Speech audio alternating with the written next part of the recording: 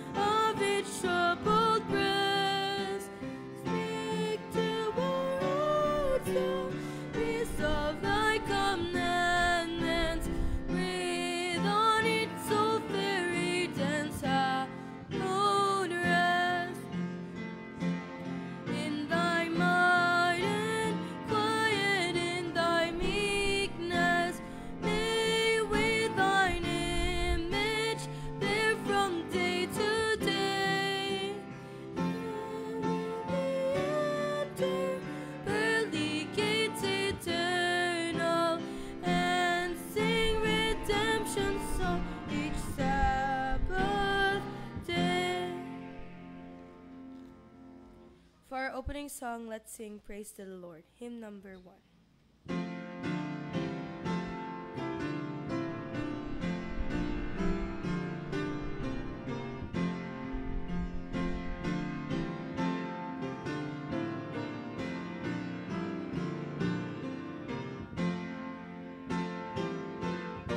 Let us all stand.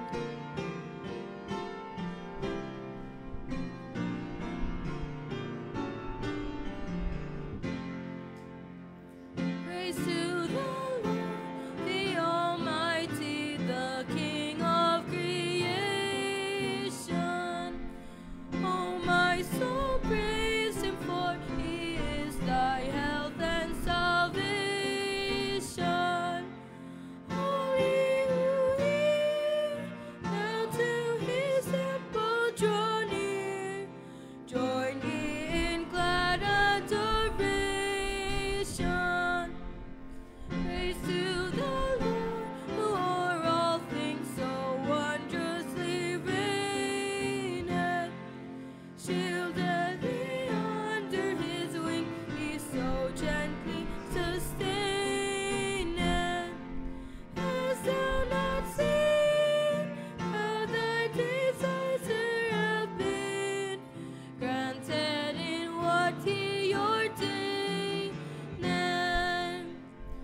praise to the Lord, who doth prosper thy work and defend thee.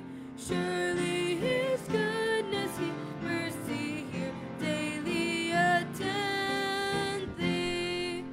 Ponder anew what the Almighty can do, if with his love he befriend thee.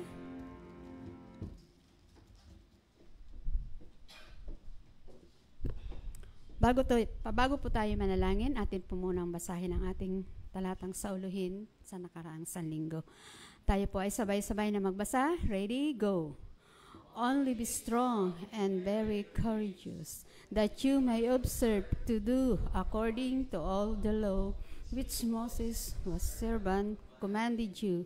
Do not turn from it to the right hand or the left, that you may proper wherever you go. Tayo po ay lumuhod.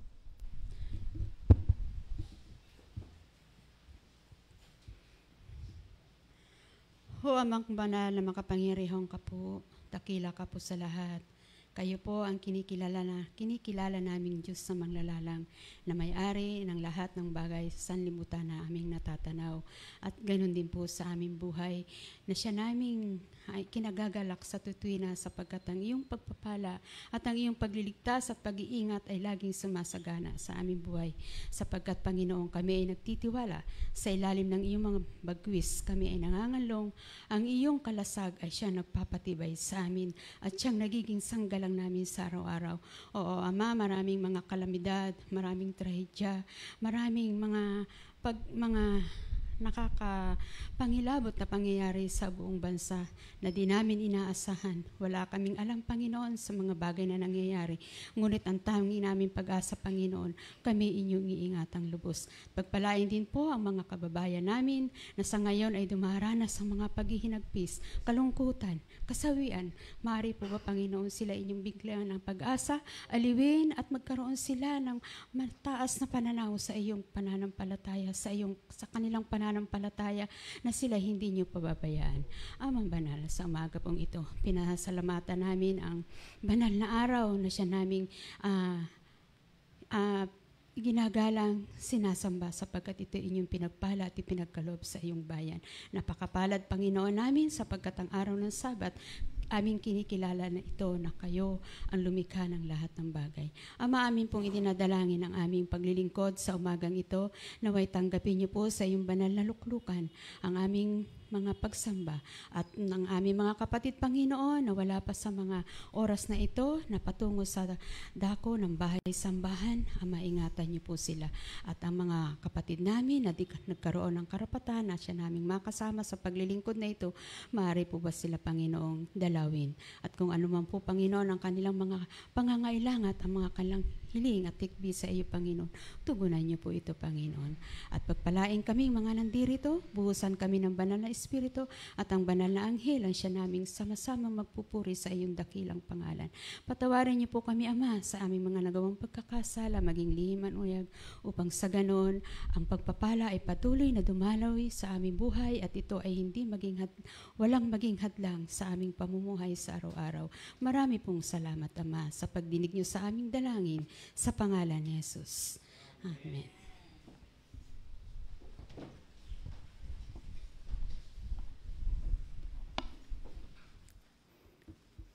Happy Sabbath, mga kapatid.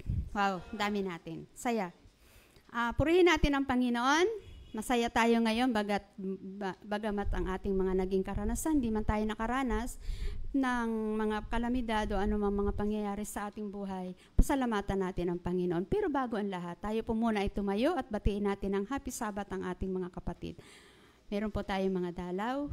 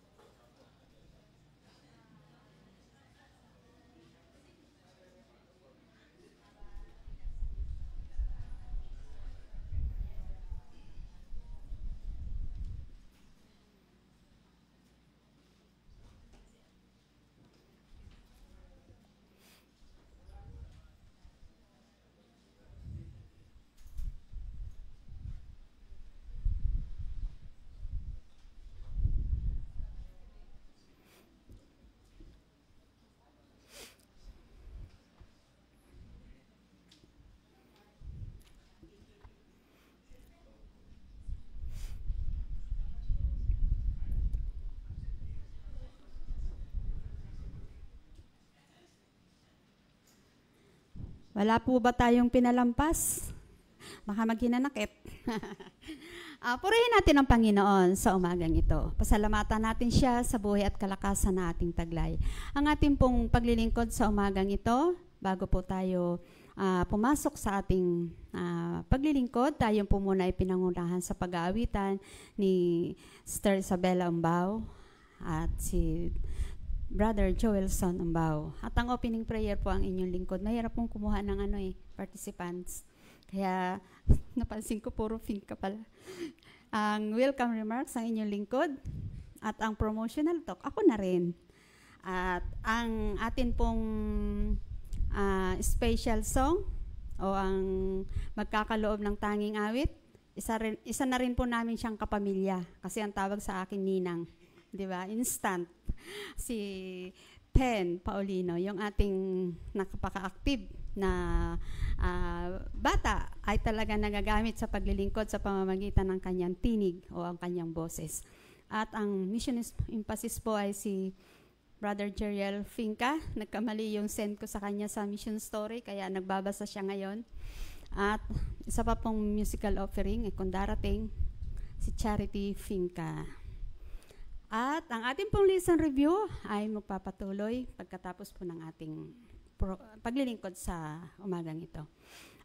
Kamusta po ang inyong sanlinggo, mga kapatid? Aba, mga seryoso ang mukha. Wala akong nakikita na kangiti. Galit ba kayo sa akin? Ngiti-ngiti naman pag may time. Purihin natin ang Panginoon. Pag puri daw ay ngiti-ngiti. Di ba? Pa nakasalubong tayo nakakasimangot, parang nakakagalit. Pero pa nakakita tayo nakangiti, wow, parang ang saya ng umaga. So, tayo po ay dadako sa ating Sabbath School. Alam niyo naman po pag ako ang tumayo dito, talagang may roll call. Hindi po ba? So, ang akin po, may tatanong ako sa inyo, isang sagot, dalawang pangungusap, pasa. Hindi po ito magiging Sabbath School kung walang enumeration. Di po ba? So, meron po akong iaalok sa inyong tinda.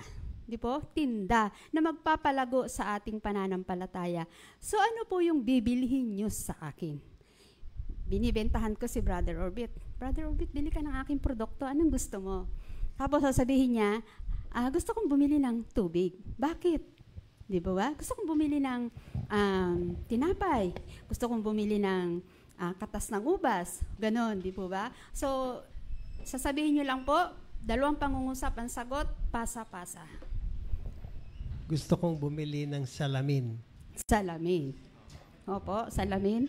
Salamin kasi gusto kong makita ang Panginoon ng malinaw. Wow. Malinaw. Okay. Si Mama, mamaya na daw siya kasi malabo pa yung salamin niya. Gusto kong bumili ng tubig, lahat naman tubig, upang sa aking kauhawan ay mapawi at yung aking kauhawan hindi lang sa physical, pati sa aking spiritual. Wow. Amen. Ako po, gusto ko pong bumili ng tinapay, maraming tinapay para po maibahagi sa mga tao pong nangangailangan ng tulong para maramdaman po nila ang biyaya po ng Diyos kahit na po ganun po yung sitwasyon na kinakaharap po nila ngayon. Yes, amen. Ako po, gusto ko rin pong bumili ng tinapay. Mauubos yata ang tinapay ko Sige. Tinapay po na marireceive natin ngayong umaga. Wow. Yung banal na salita ng Panginoon po. Yes, amen. Diyan muna po, tapos pag ganun. Ako gusto kong bumili ng ilawan. Wow, ilawan. Para hindi po ako madadapa. Dahil ang Panginoon, ang kanyang salita ay ilawan sa ating buhay. Yes, amen. Gusto kong bumili ng cellphone. Ng ano daw? Ng ano daw? Sa gabi, Cellphone. sa pagtulog ko, mapakinggan ko ang gospel music. Yes. Cellphone talaga, Brother June? Di pwedeng radyo?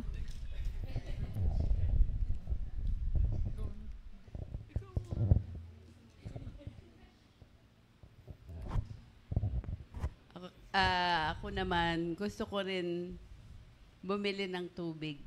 Tubig. Kasi spiritually, pag kagaya ng woman on the well, sabi ni Jesus, pag uminom ka ng tubig na galing sa Diyos, magkakaroon ka ng buhay na walang hanggan. Yes, hindi ka na mauuhaw. Si Kuya Johnny ayaw bumili ng tinda ko. Ikaw lang ang mag-i-increase ng aking ano eh. Ako, na lang po. Gusto ko pong bumili ng Bible.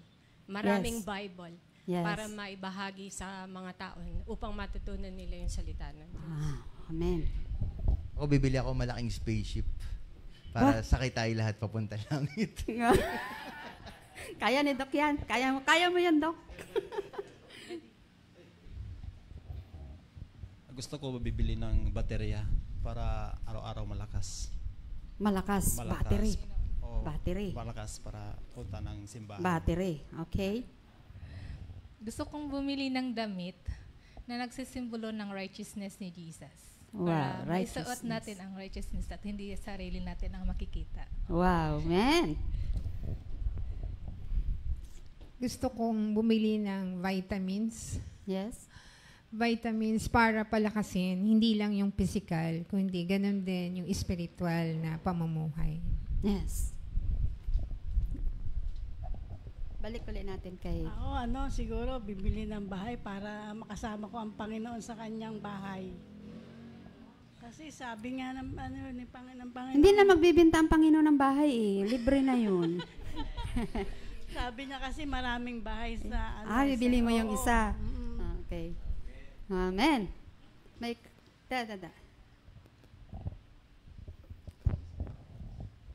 Gusto kong bumili ng Starlink. Starlink? Parang wala ako nun. Kasi ito yung bagong technology na makakonect ka na walang mabilis, walang putol, at makakonect ka doon sa mga kaibigan mo matagal mo nang hindi nakikita. Amen.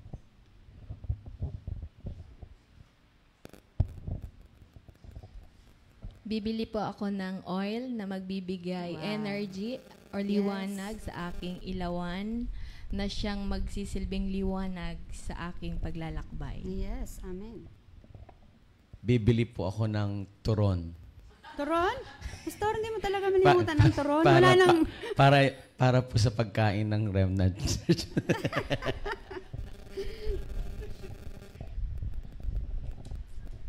Sa akin naman po, hindi bili, kundi hiling. Inihiling ko na ang ipinagkakalob sa atin ng Diyos na banal na Espiritu. Manahan sa akin Espiritu. Wow. upang siyang magpaalala sa akin sa mga bagay na nais ng Panginoon. Magsaway sa akin sa mga mali ko. Turuan ako sa tamang landas upang ako'y maging karapat-dapat. Yes. Langis. Yung sa akin po, CD, para po nakakapanood po ako ng mga storya po ni Jesus, tsaka po makakarinig po ako ng mga gospels. Ba't magsisini ka pa? May Bible naman. Basa na lang, anak. Wala nang sini sa langit eh. Hindi natin dadali. Okay. Sa akin salamin, pero ibang klaseng salamin. Hindi yung para maging klaro, kundi salamin para titingnan, makikita ko yung mga pagkakamali. Kasi minsan hindi natin alam na yung ginawa or nagawa pala natin ay isang pagkakamali siya. Ang salamin kasi or ang batas, law ng Panginoon ay para siyang salamin para ituwid tayo. Yes. Low, salamin. Bella, hindi ka bibili ng tinda ko? Wala kang gusto? Gamot.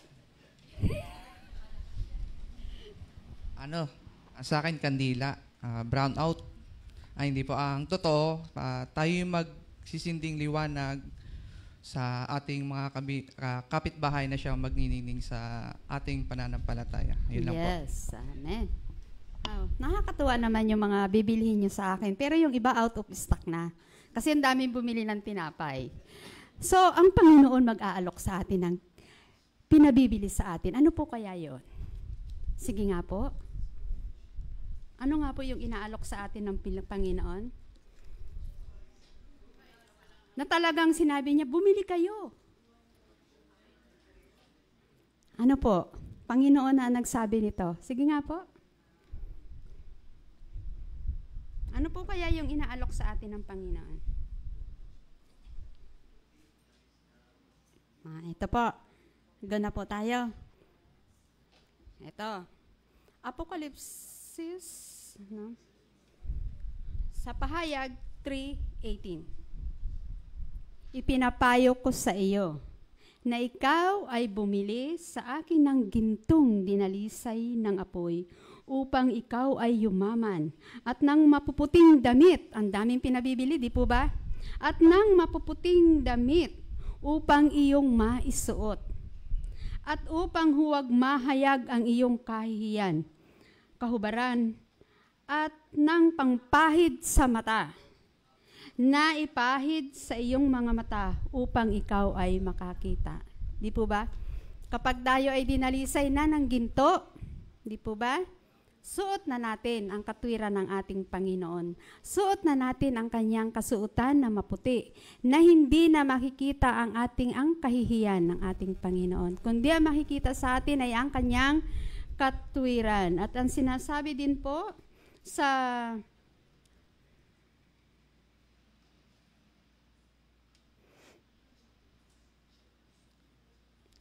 Pedro 4:12, mga minamahal, huwag kayong magtaka sa mabigat na pagsubok na nararanasan ninyo kapag sinusubok ang inyong pananampalataya. Huwag isipin kung ano ang mangyayari sa inyo, sa halip magalak kayo dahil nakikibahagi kayo sa mga hirap ni Kristo. Ito na yung resulta. Kapag tayo ay sinubok na at dinalisay na sa apoy, anuman ang pagsubok, pasalamatan natin. Huwag daw po nating isipin ang mga mangyayari sa atin o ano man ang ating sasabihin, ano man ang ating kahirapan, sapagkat tayo ay dinalisay na ng Panginoon. Napakaganda po ng ating ngayon. Ang susunod po ay sa Zacarias 13:9.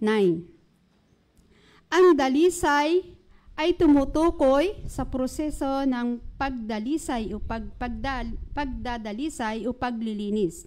At ang mga talatang ito ay nagpapakita kung paano ang pagsubok, katulad ng pagdalisay sa ginto sa pamamagitan ng apoy, ay ginagamit upang patunayan at linisin ang pananampalataya ng mga tao. So kapag tayo ay dinalisay na po, nasa atin na ang lahat. Di po ba? Wala nang pagsubok. Naalala ko talaga sila, yung magkakaibigan ni Daniel, di po ba? Talagang dinalisay na sila. Wala na silang takot. Suot na nila yung katwiran ng Panginoon, yung mapuputing damit, sapagkat wala na silang takot.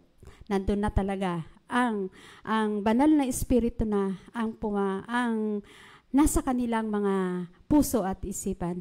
Naway pagpalain tayo sa ating mga pagbabahagi sa umagang ito. At ito po ay susundan na ng awit ni ating maliit na, magpapastor ba yan, pastor? Pastor, missionary. Okay.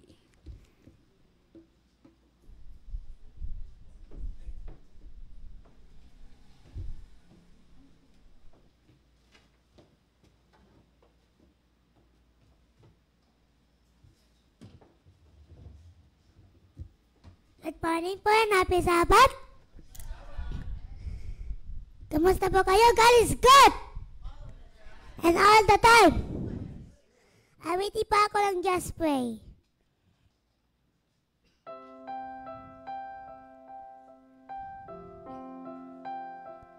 If you need a steady hand to guide you, if it seems you somehow lost the way, if you feel there's no one you can turn to, just look to God and pray. On your knees and holding all the Gospels, late at night or in the light of day, in a car across the chapel, just look to God and pray. He's there when you're searching for the answers. He's there when you're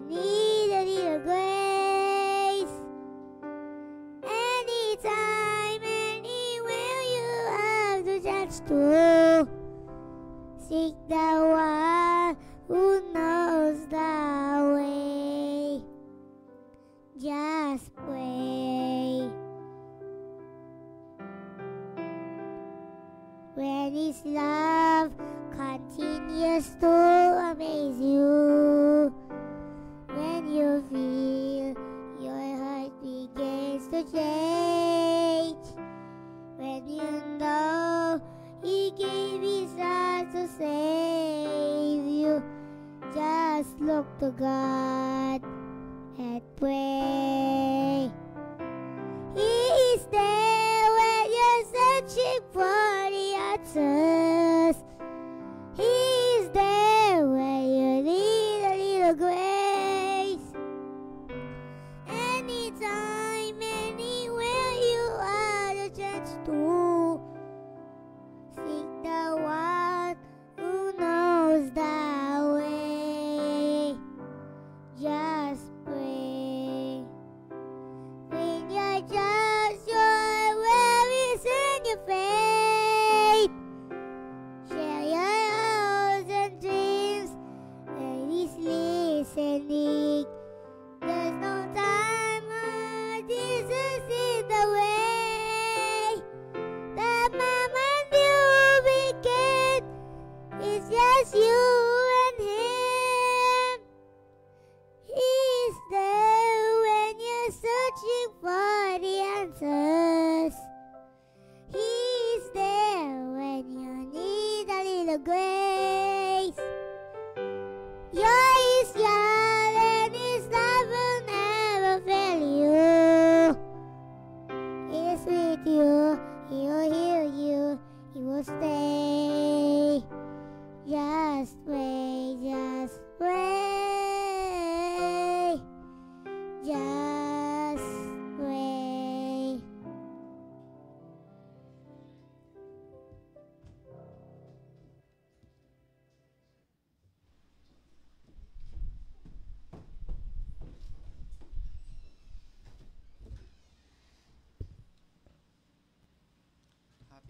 Happy Sabbath po sa ating lahat.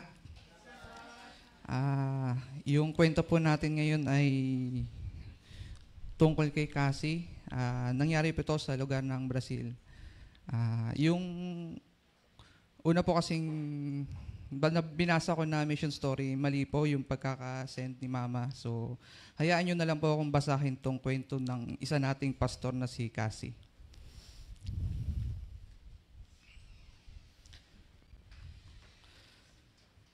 Ang ilang mga pastor ay nakatira sa mga parsonage o tirahan ng pastor na nakadugtong sa ilalim ng simbahan. Ang iba ay bumibili o umuupa ng mga bahay na malayo sa mga simbahan kung saan sila nagmi-ministeryo. Si Pastor Cassie ay nakatira sa isang bangka sa isa ring simbahan. Ang nakalutang na simbahan ni Cassie ay isang proyekto ng 13 Sabbath na binili sa tulong ng isang pandaigdigang handog na nakolekta noong unang trimestre ng 2016. Ginawang posible ng mga taong tulad na nagmiministro si Cassie sa mga hindi pa naabot ng tao sa malalayong nayon sa tabi ng ilog sa Amazon. Ang kwento ng misyon ngayon ay isang pagtingin sa gawain ni Pastor Cassie at ng nakalutang na simbahan na pinangalan ng Hope of the Amazon. Pagdating ng bangka sa isang nayon, pumunta si Cassie sa bawat bahay para makipagkita sa mga tao, para makuha ang kanilang tiwala at maging kaibigan. Ang mga unang araw ay mahirap dahil dumating si Cassie bilang isang ekstranghero at walang nakakakilala sa kanya. Kabilang sa kanyang mga unang pinuntahan ay ang mga tahanan ng mga pinuno ng nayon, na ang suporta ay maaaring gumanap at isang mahalagang papel sa tagumpay ng kanyang pananatili. Inanyayahan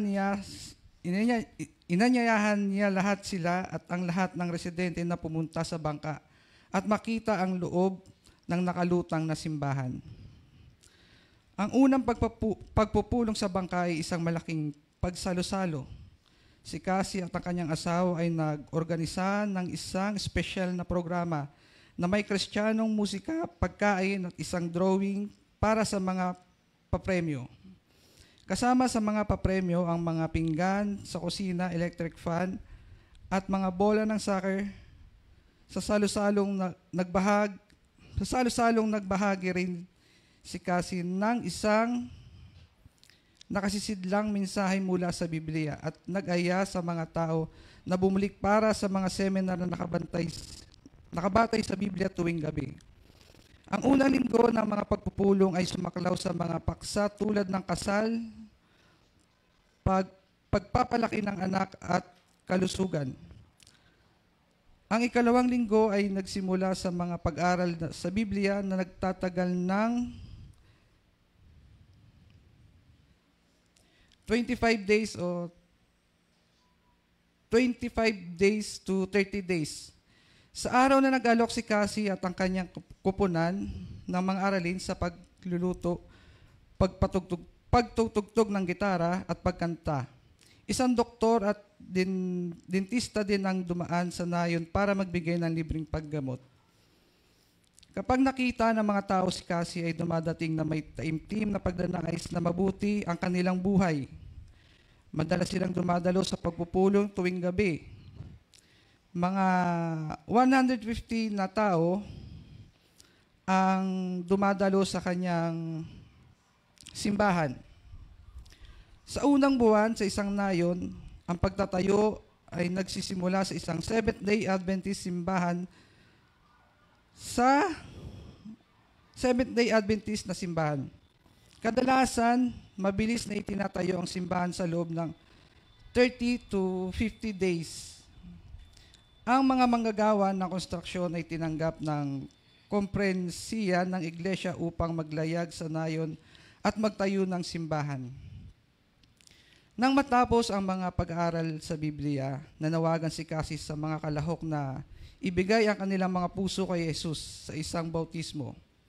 Sa oras ng bautismo, si Cassie ang mga unang taga-nayon, ang bagong simbahan ay karaniwang bukas at handa na para sa mga nananamba.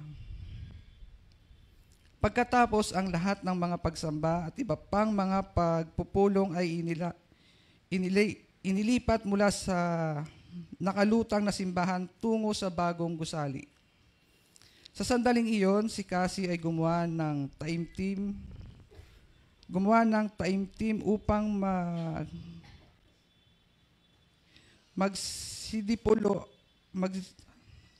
magdisipulo ng mga bagong kaanib ng iglesia.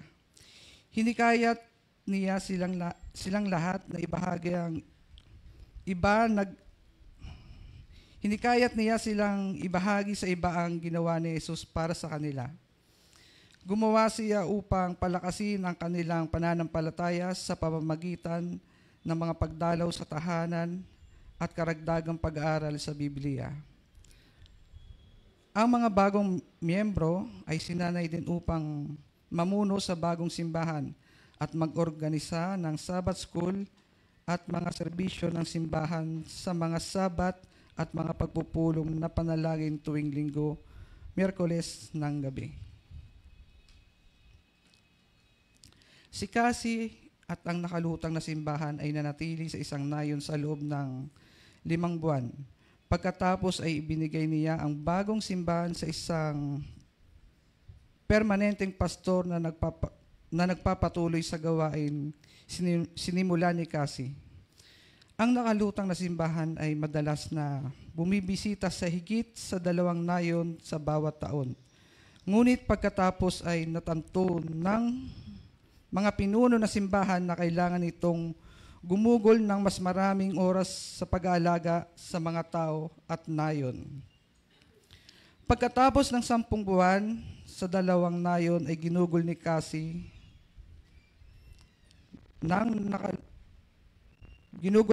at ng nakalutang na simbahan. Ang natitirang bahagi ng taong Disyembre at Enero. Sa pangunahing daungan ng ilog sa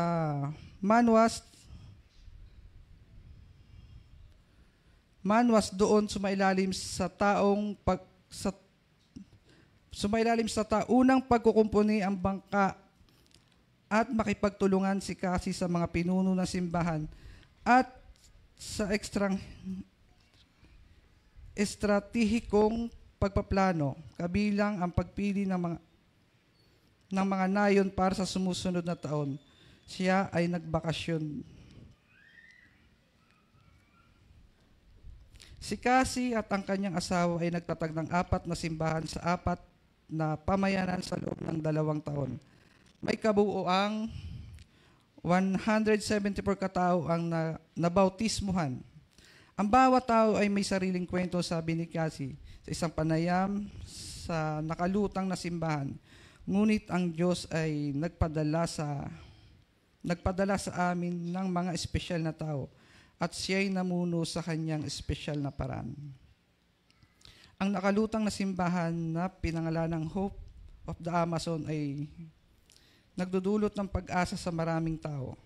Salamat sa 13th Sabbath Offering noong 2016 na nakilala rin bilang Quarterly Mission Project Offering. Salamat sa suporta ng mga proyekto ng 13th Sabbath ngayong trimestre sa Brazil at Chile sa pamamagitan ng inyong mga panalangin at donasyon.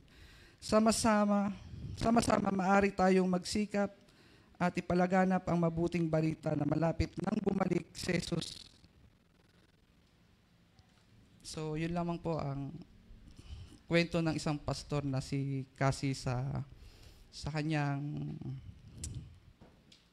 pagbabahagi ng salita ng Panginoon at marami siyang nabautismuhan na mga tao. Yun lang po.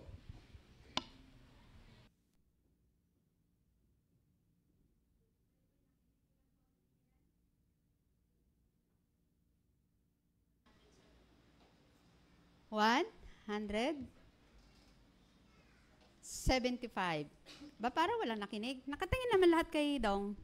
Pero wala po yan. Di po ba? Napakaganda nung Ang bilis ng mag-multiply. Di po ba? Mabilis yung kanilang gawain. Kayo po ba ay nakikinig sa Voice of Hope Music Ministry? Pastor Edsel Madriano? Di po ba? May mga products siya na pinopromote ngayon. Nasa supermarket na. Nakakapagpatayo siya ng mga church. Ilang church na napagpatayo niya. Kaya ko po naibahagi ito. Naalala ko po itong pastor na si Pastor Cassie. At marami din po siyang lugar na pinupuntahan. Ito nakakatuwa. Talagang gusto kong suportahan to. Marami siyang bahay na pinagawa na rin. Pumupunta siya sa isang lugar sa probinsya na yung mga kapaspalad na ang tahanan talaga ay gigiwang-giwang na. Wow, mga kapatid, pinagawan, malawak na yung kanyang gawain. Si Pastor Edsel Madriano. 4 na church na ang kanyang napagawa. Napakalaki. Kaya nga po, tangkilikin natin ang produkto.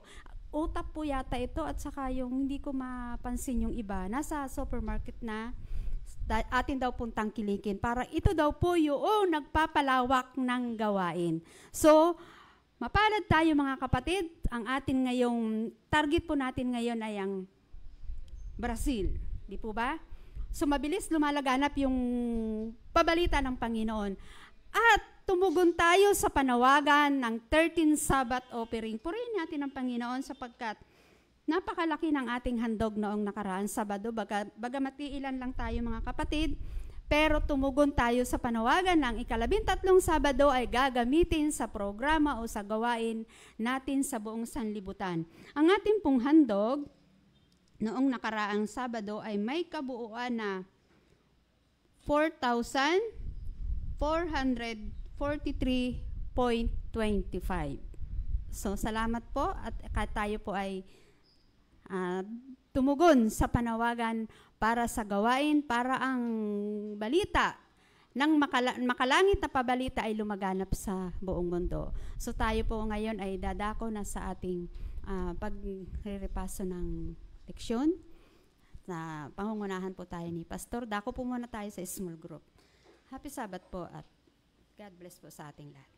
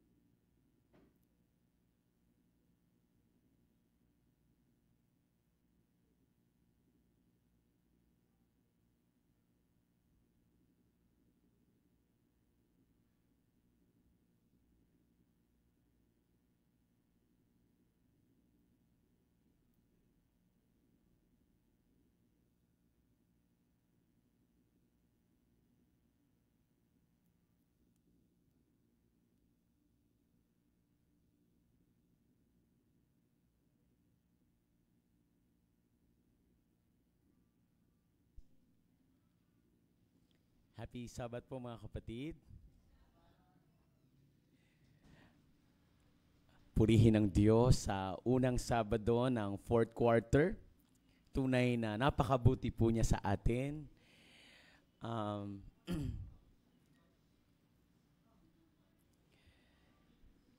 Kagabi ay masarap pala, Elder Orbit, na Friday night ang communion. Napakagaan, no? At kagabi pinag-aralan natin mga kapatid, October 1 pa lang, pag-apak pa lang ng October 1, dami ng ganap. No? Pumutok ang Bulkang Taal, nagkaroon ng lindol, malakas na lindol sa Cebu, nagkaroon ng malaking sunog sa Davao. Yung mga pagbaha, mga kapatid, talagang nagpapatunay lamang na Jesus is coming soon. Na ang mundo ay talagang matanda na. Kumbaga sa ano mga kapatid, ulyanin na. Kumbaga sa atin mga tao, no? So, talagang tayo po ay magtatapat sa Panginoon. Patuloy na magtatapat at mananalig sa Kanya. Huwag tayong magdududa. At sa halip na magtanong tayo ng bakit, sana mga kapatid, ang tanong natin ay ano? Sa halip na sabihin natin, bakit kaya nangyayari ito? Sa halip na ganon, sabihin natin, ano kaya ang gusto mong matutunan ko, Panginoon, sa mga pangyayari? Okay? Tayo po muna'y manalangin, mga minamahal. Banal naming Diyos, maraming salamat po sa inyong mayamang biyaya. Sa unang Sabado ng fourth quarter, nais namin kayong purihin, pasalamatan. At sa pag-aaral, pagre-review ng lesson, dalangin namin na bigyan kami ng pagpapakumbaba. Ang banal na Espiritu ang pumatnubay po sa amin sa pangalan ng Panginoong Hesus. Amen. Okay.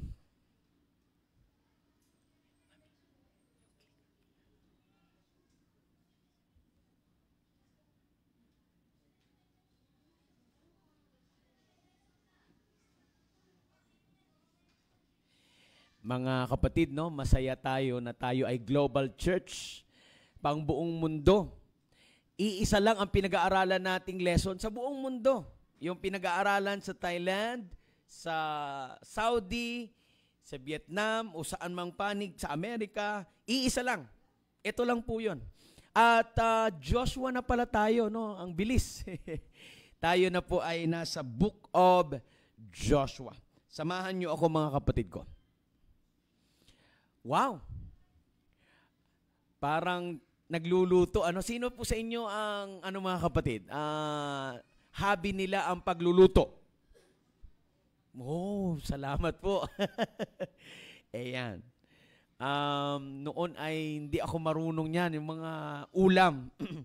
Pero nung ako ay nag-asawa ay kailangan. Salamat, mayroong YouTube University. Ayan, mga kapatid, ha? Salamat. So ano daw po ang mga recipe o ingredients ng success, ng tagumpay? Alam nyo tayo mga minamahal ko ay inaalam natin yung mga sikreto ng mga matagumpay na tao. Ini-interview sila. For example mga kapatid, si John Gokongwei, ang owner po ng Cebu Pacific. By the way mga kapatid, ang Cebu Pacific po ay nagkaroon na sila last year or this year. 100 airplane. Grabe, no? 100 airplane na sila. Naabot na nila yung mark na yon. Alam nyo, in-interview si John Gokongwei, sabi sa kanya, ano ang sikreto mo ng success? Sabi niya ay, my wife. Piliin mo, sabi niya, ang iyong mapapangasawa. At kapag ang napili mong asawa ay nasa Panginoon at matagumpay, nasusuportahan ka, successful ka. Tindi mga kapatid. So, ngayon, ang tatanungin natin ay si Joshua. Ano ang sikreto ng kanyang tagumpay? Mga kapatid, basahin niyo po. Exodus 12:37. Ilan po ang kanyang pamumunuan? Exodus 12:37. Maliban sa mga babae at bata, hindi binibilang noon ang mga babae at bata. Mga lalaki lang. ilan po ang lumabas from Egypt to Canaan?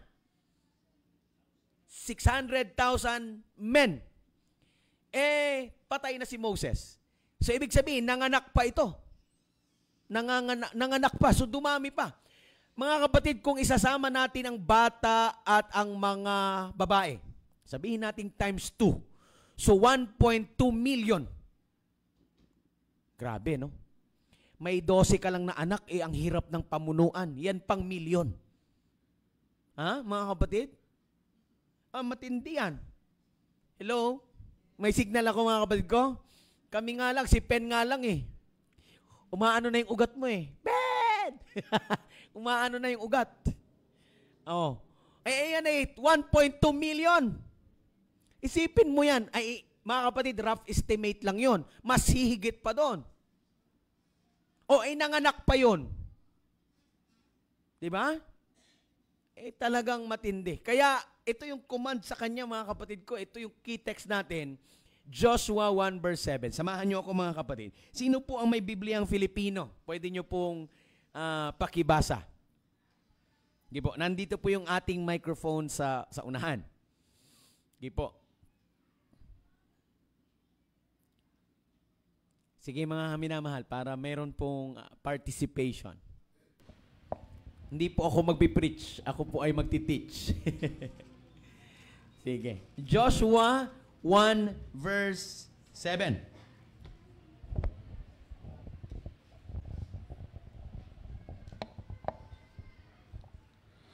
Magpakalakas ka lamang at magpakatapang na mabuti. Gawin mo ang ayon sa lahat ng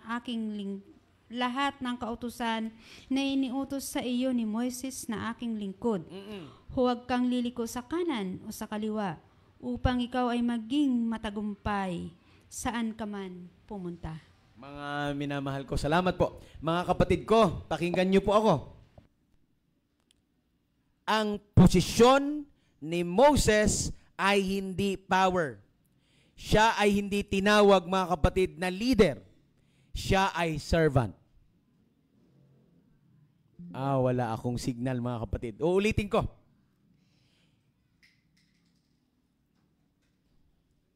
Ito po ang mga kapatid namin ngayon. Ito po yung pinag-uusapan ngayon sa pastoral leadership, mga kapatid. Sa leadership, kaming mga pastor. Nalalapit na po ang eleksyon ngayong December na. Mga minamahal, pakinggan niyo po ako. May punto po akong mahalagang sasabihin. Minsan po, yung posisyon, yung posisyon, yung tatawag na, yung ating pong mahal na Pangulo, yung ating mahal na direktor, minsan po ay pumapasok sa isip. Ay, Pangulo ako. Ay, Executive Secretary ako. Ay, Director ako. Nakalimutan natin na si Moses ay hindi po tinawag na leader o presidente. Ang tawag po sa kanya ay my servant. Kaya mga minamahal, pagkatapos po ng eleksyon, huwag po tayo magsasabi ng congratulations, pastor. Ano po yun corporate yun Sa halip na congratulations, sabihin natin, God bless po, pastor, ipagpipray ko po kayo. Di po ba? Hello, mga kapatid? Hindi po yung congratulations po, kayo na po ang pangalawang pangulo. Minsan ay pumapasok sa isip, mga kapatid ko So yung key ng leadership ay hindi power or prestige or position. It is a servant leadership. Hello? May point po ako, mga kapatid? Kaya yan po ang kinag-usapan namin ng misis ko. Sabi ko kay Mami, Mami, kung ako man ay mailagay sa ganung posisyon, i-correct mo agad ako pagka may binanggit ako na ganito. Minsan kasi, mga kapatid, kapag ikaw ay na-elevate sa posisyon, sabihin mo, ako po bilang direktor, minsan ay pumapasok sa mga kapatid. Paalalahanan mo ako, Mami, na ako'y isang pastor. Hindi posisyon, kundi ako'y talaga'y pastor. Amen? Sabi ni Mami sa akin, Daddy, ngayon nga palang mayabang ka na binabanggit mo lagi, nag-aaral ka sa ayas. Ngayon mayabang ka na. How much more kung papunta ka pa doon? Sabi ko, ay, patawarin ako ng Panginoon. So mga kapatid, si Moses ay hindi powerful. Hindi siya presidente, hindi siya leader. Ang tawag ng Panginoon sa kanya ay servant. May signal ako mga kapatid ko. So ang ipinapasok ng Panginoon kay Joshua ay hindi ka leader, hindi ka powerful. Ikaw ay servant din kagaya nino. Hindi po ako galit mga kapatid. Nag-explain lang po ako kasi mahalaga po itong essence ng leadership. Minsan po yung posisyon at yung title, minsan ay pumapasok sa atin at yun ang nagiging daan para hindi tayo maging humble. Tama? O tama-tama? Yun po yun, mga kapatid. Mayroon po tayo po sa culture natin, hindi pwede yun. Sa Amerika daw, mga kapatid ko, kahit mayor ka, tiyatawagin ka sa pangalan. Hindi ka tatawagin, ay, mayor ano? Hindi. Kapag, mayor ako, Mayor Jeril. Sa mga party, hindi ka tatawagin, oy, mayor. Tatawagin ka, oy, Jeril. Kaya lang sa ating mga Pilipino, yun po'y hindi maganda. Kasi tayo ay masyado sa title. Di ba? Totoo yun, mga minamahal. So mga kapatid ko, ito po'y paalala sa atin na ang leadership ay servant leadership. Amen? Hindi tinawag ng Panginoon kay Joshua, kalain mo si Moses, leader ng 1,000,000? Ikaw ang papalit sa kanya. Hindi. Kundi ang tawag ng Panginoon kay Joshua ay, kung paanong si Moses naging servant, ikaw rin ay magiging servant. Hello, church? So yung posisyon ay hindi prestige, hindi power. Ito po yan mga kapatid ko. Pakinggan niyo po ako. It is not the love of power, but the power of love. Hello po. It is not the love of power. It is the power of love. Napapanahon po yan ngayon mga kapatid.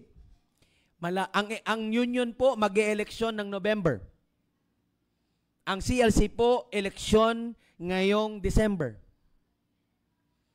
So it's not about the position. It's not about the title. It is about being a servant of God. Even the Son of Man came not to be served, but to serve. Hello? Okay. So much for that, mga kapatid ko. Tayo po'y pupunta na. Isipin nyo, mga minamahal ko, ha? From Moses' servant to Moses' successor, Joshua. Tinrain siya ni Moses for 40 years. Mga kapatid ko, meron po ba tayong mini-mentor? Mga elders, kailangan yan. Kailangan meron tayong i-mentor. Sa ating pakpak, ititrain natin siyang papalit sa atin. Si Moses po, mga minamahal, success without a successor is failure. Ulitin ko po, success without a successor is failure. We need to train. Sino ang papalit sa akin? Sino ang susunod sa akin? Tinatanong po namin si Pen, Pen, anong gusto mong maging? Abay, sabi niya mga kapatid, gusto niya maging pilot. Kaya ang pinapanood niya lagi mga eroplano. Ang binibili niyang laruan mga eroplano. Sabi namin, napakamahal naman ang kurso mo. Abay, nung huli na, medyo umaano na siya, nagkakaedad. One time mga kapatid, tinanong namin siya, ano mong gusto mong maging? Sabi niya, I want to be pastor like daddy. Talagang salamat sa Diyos. Salamat sa Panginoon. Masarap, mga kapatid ko. Si Moses, bago po siya namatay, ay tinrain niya si Joshua, si Josue, upang maging kapalit niya. Sana ganun din tayo mga kapatid ko. May papalit sa atin. Hindi forever tayo'y nasa posisyon. Meron at meron dapat pumalit. Mga minamahal ko, may 3 P po akong isi-share. Ito po yung maganda dahil sinare po ito ni Pastor Orbe. Kung tatanungin niyo ako, Pastor, saan ka natuto na mag-sermon ng B, B, B, C, C, C? Si Pastor Orbe po yun, mga kapatid. Siya po ang aking trainer. Kilala niyo po siya? Siya po ang trainer ko. Noon po, pag mag-sermon ako noon, mga kapatid, wasak. Walang direksyon. Pag nag-sermon ako dati, ang haba-haba, walang direksyon, tuloy-tuloy. Pero nung tinrain kami ni Pastor Orbe, sabi niya, no, when you preach, you need to have a teaching strategy. So, tinuruan niya po kami. Ito po'y galing kay Pastor Orbe. 3 P po ito, mga kapatid. Una, ano po yan? Promise. May nagustuhan akong keyword niya dyan, mga kapatid. Ang promise daw ng Panginoon ay hindi nagsasubside, hindi bumababa dahil may kapalit.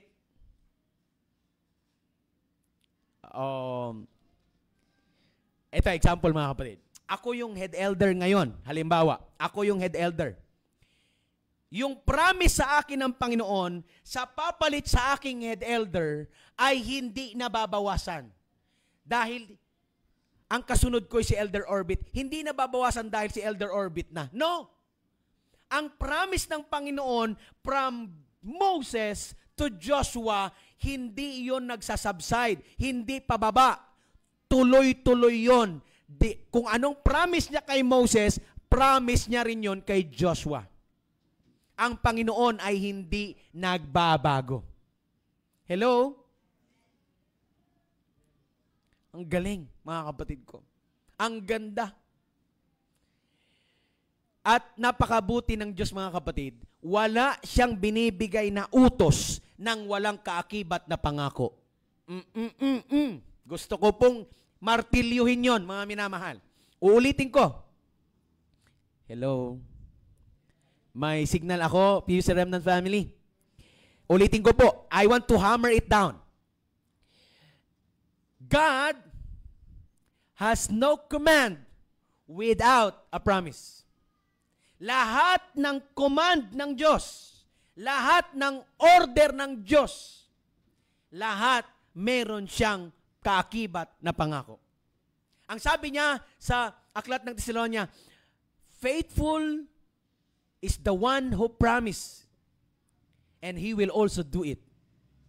Pag may sinabi sa inyo, sa ang Panginoon na gawin mo ito anak, sundin mo ang utos ko, may kaakibat po yang pangako. Ikaw ay bibigyan niya ng lakas. Hello, mga kapatid? Walang utos ang Panginoon sa atin nang walang kaakibat na empowerment o promise.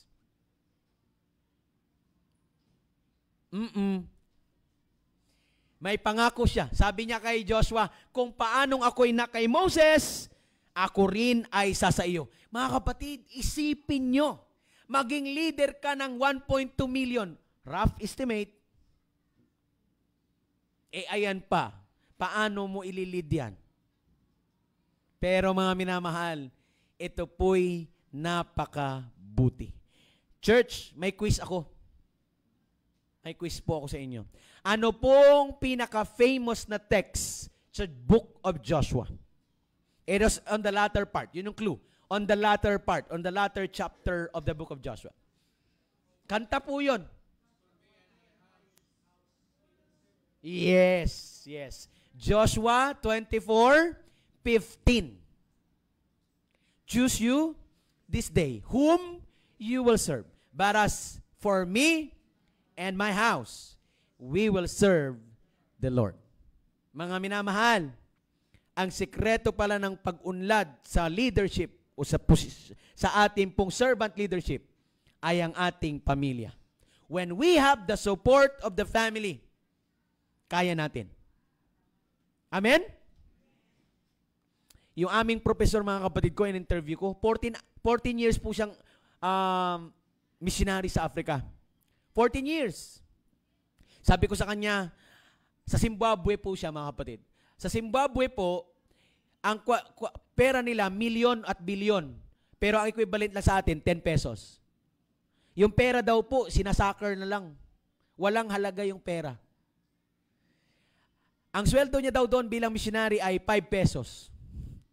Sabi ko sa kanya, paano ka nakatagal ng 14 years?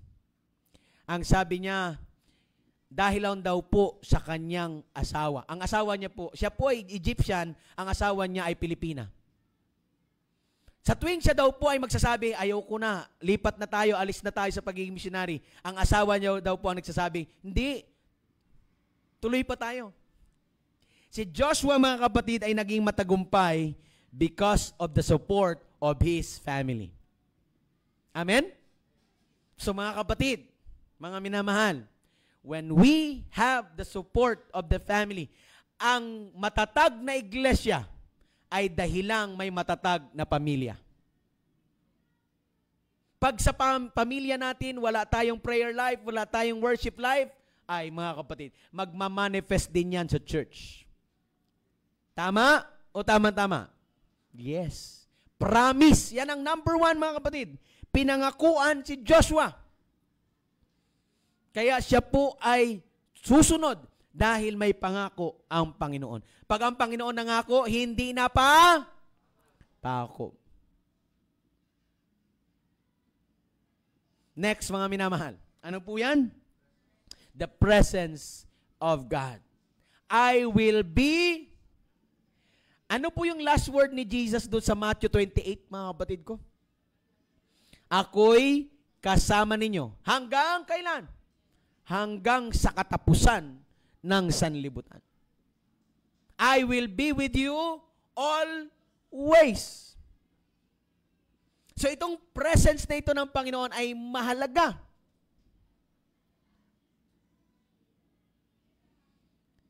Mga minamahal ko, nararamdaman niyo po ba ang presensya ng Panginoon? Ano po ang pakiramdam na sa iyong mga struggle sa buhay, kasama mo siya? Nandyan siya sa tabi mo.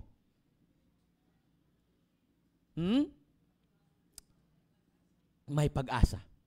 Hindi ka nag-iisa. Nung kami po ng aking misis ay sinubok, matindi ang naging karanasan namin sa pastoral ministry. Matindi po ang naging challenge namin sa pastoral ministry. Just before ordination, mga kapatid, ay tumawag ang aming mga magulang. At nung tumawag ang aming mga magulang, ang sabi nila sa amin, kasama nyo kami. Hindi namin kayo iiwan sa labang ito. Napakasarap damhin, mga minamahal, na hindi ka nag-iisa. Kasama mo ang Panginoon. Amen? Presence niya ay sumasa iyo. Napakasarap sa pakiramdam na hindi ka nag-iisa. I will be with you. May isi-share ako sa inyo, mga kapatid. May isa kaming kakilala. Siya po ay na-diagnose ng cancer. Matindi ang naging cancer niya, mga kapatid. Na-hospital po siya ng halos 1 taon. Nung una, mga kapatid ko, nung una siyang nasa ospital, ay may mga taong nagsasabi na, nag-cheer sa kanya, hindi kaya mo yan. Nagchat-chat sa kanya, nagtitext sa kanya, dumadalaw sa ospital. Nung tumatagal na, mga kapatid ko, wala nang ganon. Ang nagstay lang sa kanya ay ang pamilya niya. Alam nyo, na-realize niya, mga kapatid, na-realize niya, ang mga kaibigan mo pala, dadamay lang sila sa iyo for a time. Pero after that, na matagal ka nang may sakit, at matagal ka nang nakaratay, walang ibang dadamay sa iyo, kundi pamilya mo. Sabi niya, nung una ako'y nasa ospital, marami pang nagchat-chat, nagtitext, nagdumadalaw. Pero nung tumatagal na ako, wala na. Marirealize mo, sabi niya, na walang ibang presence ang kailangan mo, kundi ang Panginoon. Mga kapatid, even family. Nagtataka ka, mga kapatid. Ang magulang kayang mag-alaga ng 12 anak. Pero pag ang magulang na ang nangangailangan ng pagkalinga, yung 12 anak nagtuturuan. Doon mo siya, tagal na sa akin. Ang mga anak na 12, hindi makapag-alaga ng isang magulang. Pero ang magulang, yung 12 anak, kayang alagaan. Tama? Yung dinalaw namin sa Novaliches, mga kapatid, yung magulang na baliw. Alam niyo kung bakit nabaliw siya? Hindi niya lubos maisip na ang kanyang mga anak ay hindi siya kayang alagaan. At dinala siya doon sa bahay. Home for the aged. Nabaliw po siya doon, mga kapatid. Kasi hindi niya kayang damdamin ang damdamin na hindi siya kayang alagaan ng kanyang mga anak. So mga minamahal, ito po ang ating marirealize. Iwanan man tayo ng lahat, ang Diyos hindi niya tayo iiwan. Yun po ang mahalaga. I will be with you. What? Always. Pangatlo, mga minamahal ko. Ano po yan? Samahan niyo ako, church. Basahin niyo po. Samahan niyo po ako. Yung verses 1 to 9 ay sermon ng Panginoon. Encouragement ng Panginoon kay Joshua. Yung verse 10 and onwards ay, ano nga tawag ng mga kapatid? Joshua, mayroon pong word sa English nun, mga kapatid ko eh. Tulungan nyo nga po ako. Hits the ground running, something like that. Sa verse 10, mga minamahal, ay ginawa agad niya, inaksyonan agad niya. Sundan nyo po ako sa verse 10. Joshua 1 verse 10. Yung Joshua 1 to 9, instruction. Yung verse 10, agad-agad, may ginawang aksyon si Joshua. Basahin po ninyo. Verse 10.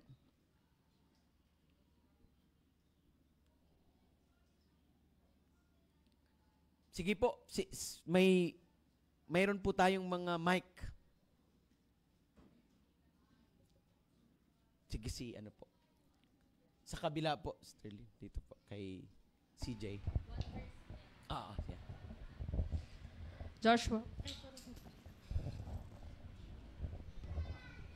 Joshua 1 verse 10 po. Nang magkagayoy, nag-utos si Jose sa mga pinunong bayan na sinasabi, kayo'y magdaan sa gitna ng kampamento at mag-utos sa bayan na sabihin, maghanda kayo ng baon sapagkat sa loob ng 3 araw ay tatawid kayo sa Jordan ito upang yumaong ariin ang lupain na ibinibigay sa inyo ng Panginoon ninyong Diyos upang ariin. Yan. Thank you. Thank you, CJ. Mga kapatid, mga minamahal, si Moses may pagtawid sa dagat na pula. Si Joshua may pagtawid sa Jordan River. Lahat pagtawid eh. Ano pong meaning nito? Kung sila'y nakatawid, tayo rin ay makakatawid. From point A to B. Mula sa sakit, sa kagalingan. Mula sa kahirapan, patungong kasaganaan. Meron laging pagtawid. Hello? Mga minamahal, verses 1 to 9, instruction. Verse 10 agad. Sabi ni Joshua, okay, mag-ready tayo. In 3 days, tatawid tayo. Maghanda ng baon. O mga leaders, pinatawag niya yung mga leaders. Okay, etong gagawin ninyo. Delegation, mga minamahal. Pagka hindi ka marunong mag-delegate, wala kang kasamang ibang mga leaders, mamamatay kang maaga. Sabi nga ni Jack Ma, mga kapatid, ang founder ng Alibaba, sabi ni Jack Ma, you work smarter, not stronger. So delegation. Ang tindi ni Joshua, mga kapatid, no? Yung instruction pa lang sa verses 1 to 9, sa verse 10 agad, ginawa agad niya. Okay. Meron agad preparation. Galing, mga minamahal. This is leadership. Pinatawag niya mga leader, key person. Alam niyo ba bakit naging maunlad, mga kapatid, si Pastor Yabot na naging youth director? Pastor Yabot, kilala niyo po siya? Pastor Joby Yabot. Meron po siyang mga key persons. Leader ng mga youth. leader niya, naging core group po niya. Ganon po ang leadership, mga minamahal. Hindi mo sasarilinin. Talagang mag-aak ka at meron kang kasama ding iba. Ang gawain ay hindi lamang sa'yo. Marami kayo. Not to compete, but to complement each other. Not to compete, but to complete each other. Amen? So si Joshua, practice. Ginawa niya ang kanya. May action, mga minamahal. Hindi lang basta narinig niya, may gagawin siyang action.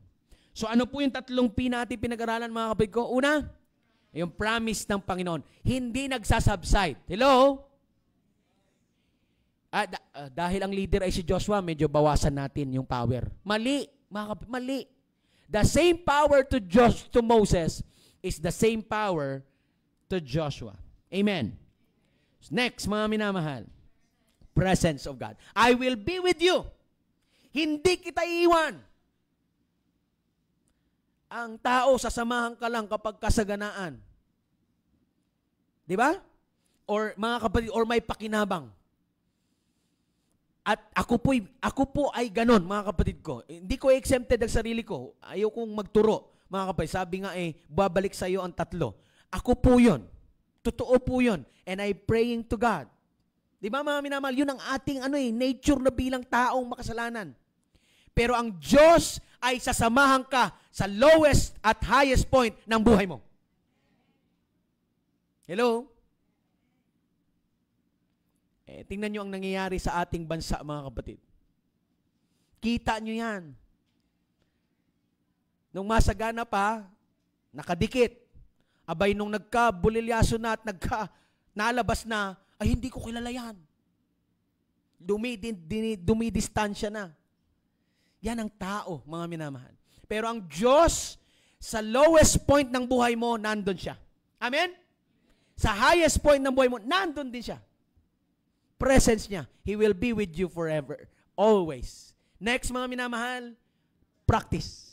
You practice what you preach. Kung anong natutunan mo, magkaiba daw ang knowledge sa wisdom. Ang knowledge, kung anong na-acquire mo, anong natutunan mo. Ang wisdom ay applied knowledge. May pastor daw na nag-apply, mga kapatid. Pinakita niya daw sa presidente yung kanyang grades. Oh, A ako sa Greek, A ako sa Hebrew, A ako sa daming A. Sabi nung presidente, I don't care about your grades. Ang concern ko, paano mo ipuput yung grades na yan into practice. Ang tataas nga ng grades mo, kumusta naman ang ugali mo? Di ba, mga kapatid? Mataas nga ang grade mo dito. Marami pong tao ang student, pero bihira ang mga learner. So si Joshua, hindi po siya knowledgeable. Siya rin po ay full of wisdom. Ano po ang wisdom? Applied knowledge. Aanhin mo. Kaya tinuturuan namin si Pen, aanhin mo ang mga mataas na grade kung hindi nakikita sa buhay mo. So mahalaga pa rin yung applied knowledge. Amen? Okay. Open po tayo for question. Sharing, mga kapatid. You share.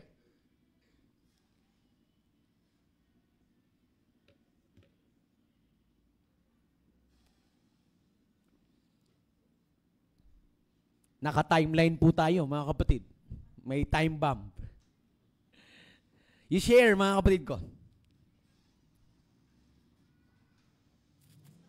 Yes po.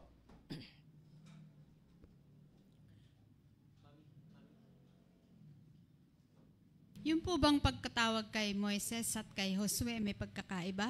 Kasi si Moises ay naglilingkod sa tabernakulo. Pinamumunuan niya ang bayan kung paano ang pagsamba sa Panginoon. Bakit si Josue po, bakit sa labanan kaagad siya napasubo? Sabi nga, magpakalakas ka at magpakatapang. Ako ay isa sa iyo. Bakit sa labanan, pagtawid na nila ng Jordan, agad napalaban sila? Bakit Good question. Po? It's a good question. Sterling, it depends upon the need. Nung panahon ni Moses, matagal silang hindi nakapagsamba. Sa panahon ni Joshua, malapit na sila sa Kanaan, marami ng enemy. So ang kailangan ay hindi na priest or priestly ministry. Ang kailangan na ay commander. ang kailangan na ay warrior. Because malapit na sila sa lupain, marami po ang mga kaaway doon. Naalala nyo, natalo sila sa Ai because of the sin of Achan. So yung need ng ministry na yon, kagaya sa akin, mga kapatid, halimbawa, nung nagpunta ako sa isang assignment, ito yung pangangailangan nila. Ang kasunod na pastor na pumalit sa akin, ang need na nila ay church building. So magaling po siya sa church building. So, magaling siya sa solicitation and all. So, ganun po. Depends upon the need. So, si Joshua po, in such a time as this, na tinawagan siya, ito yung pangangailangan, yun ang kanyang expertise. Pansinin niyo po, nung katatawid pa lang nilang dagat na pula, may kaaway agad sila, Amalekites. Sino ang inutusan ni Moses na lumaban? Si Joshua. Si Aaron at si Hur, tagahawak ng kamay. Exodus 17. Katatawid lang nila nun. So, na-train na po si Joshua. At yun kasi ang need. Yun kasi ang need that time. It depends upon the person. Kahit sa CLC po, may mga presidente na ito yung kanilang expertise. Sunod na presidente, ito naman yung depends upon the need of the people. And God called pastors, servants in such a time as this. Thank you po. Thank you po sa magandang observation. Next, mga kapatid.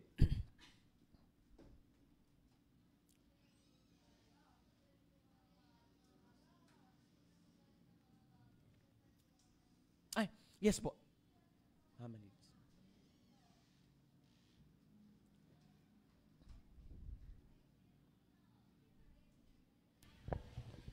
Kung papansinin kasi natin si Moses, di ba may promise ang Panginoon, kinuha yung mga Israelitas sa Egypto. Inilabas sila. Nung inilabas sila, may promise ang Panginoon kay Moses na dadalhin sa kanyang bayan na inano ng Panginoon. Ang problema, yung mga galing sa Egypto, nung unang generation na yon, maraming reklamo ginawa, di ba? Kasi gusto bumalik ulit sa Egypto kasi dito sa dinala ng Moses, nagugutom sila sa ilang ganon.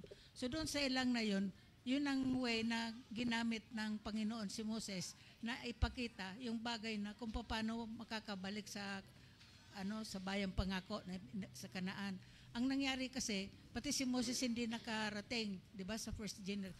Ang nakarating kasi 40 days yung mga anak na nung mga nandoon sa ilang na ibinigay na ni Moses nung kay Joshua para siya na yung mag-lead papunta doon sa second generation na yon. So itong first generation na hindi nakapasok sa Kanaan, pati si Moses, magaganap ngayon kay Joshua. Second generation. Thank you po. Thank you. Very good.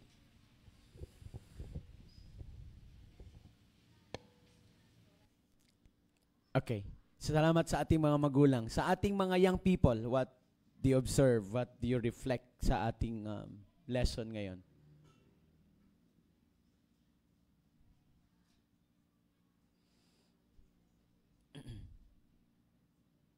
Ating pong mga guests from Qatar.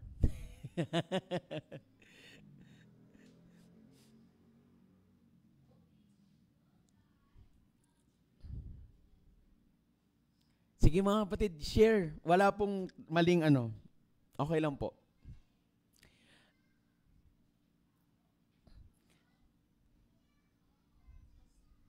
Yes po.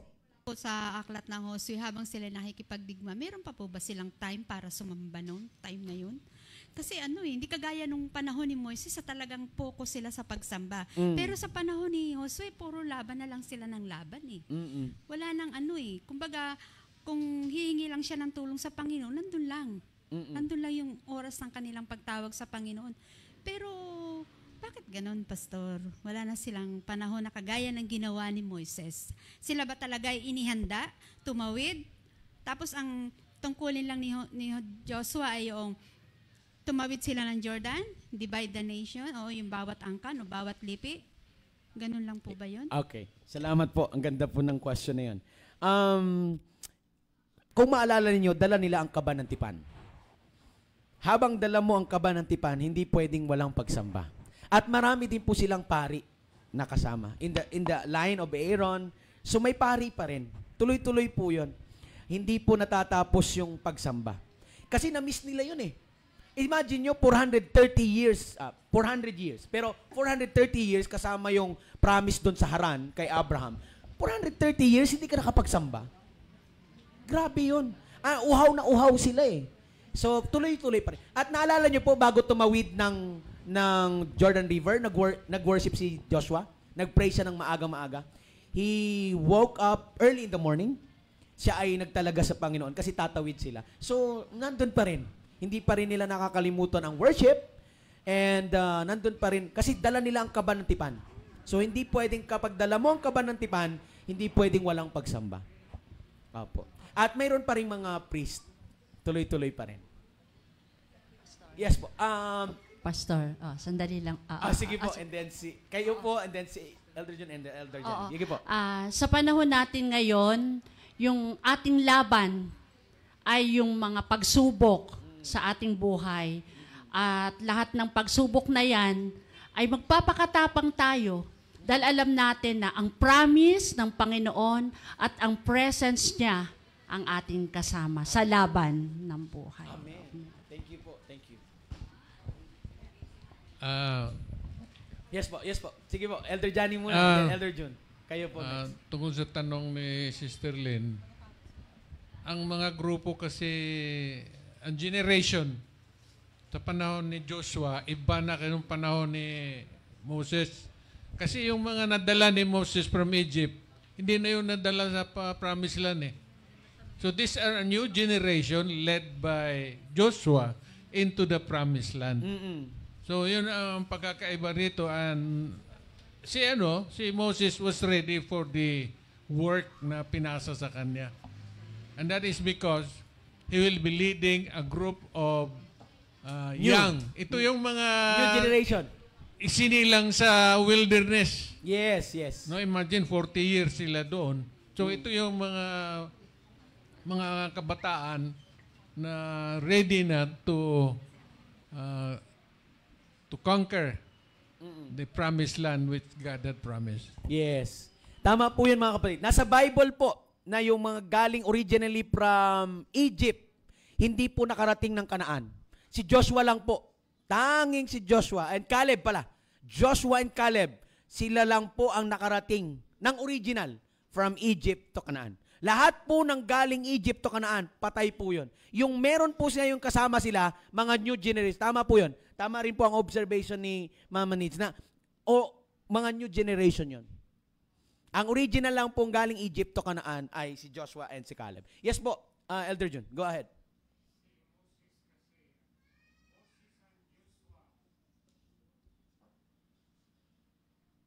Ba ang kanilang background si Moses? More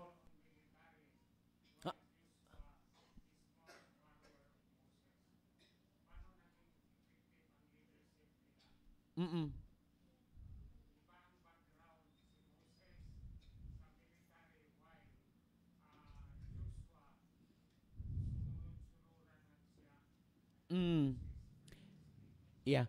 Actually, Elder June, ang background po ni Moses, ang kanyang mama ay Levite, ang kanyang papa ay Levite. Siya po ay nasa more on priestly. Siya po ay Levita. Siya po ay pari. Saserdote po ang background niya. So kaya pag may mga laban po, ang tinatap niya si Joshua. At hindi lamang sa military na train si Joshua, maging sa ibang mga essence ng leadership. Kasama po si Joshua. Kaya na-train talaga siya.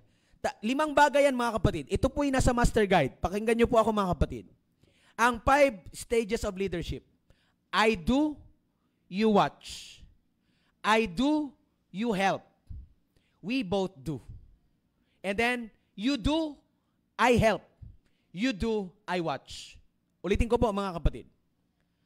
Ito po yung essence ng mentoring or discipleship. Number 1, I do, you watch. I do, you help.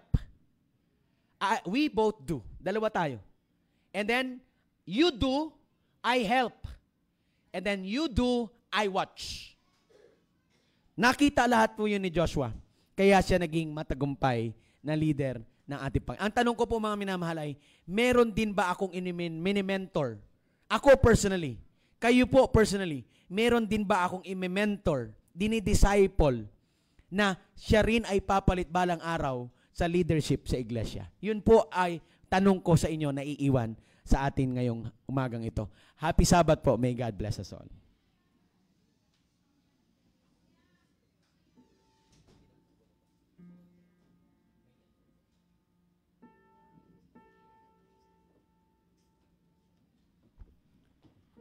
Habang inaawit po natin ang ating closing song ng Sabbath School, tayo po ay mag-collect ng offering.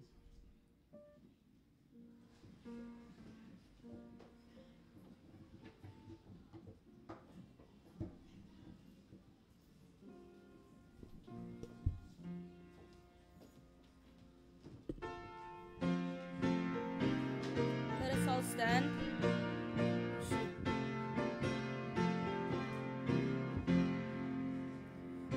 Commissioned by a loving God to go, the church must really need to know. Here and there, equip each one to, who will give the role so others may do.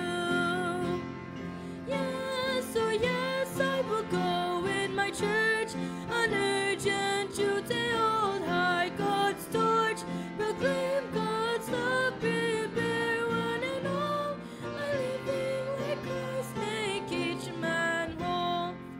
You and I be involved, no time to waste, reach the world, who serve, heal and teach, as Christ's disciples we must hold.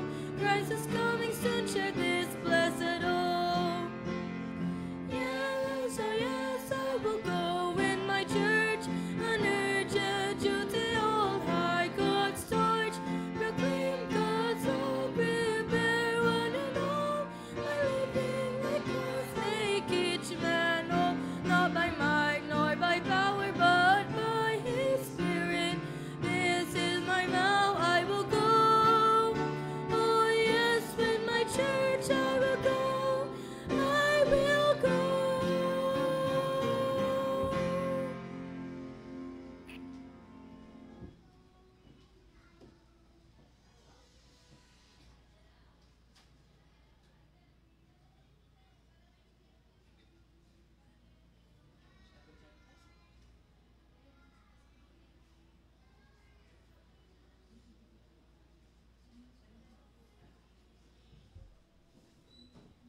Let's pray. Father in heaven, we're so happy, Lord, that once again we can feel your presence as we worship you this morning.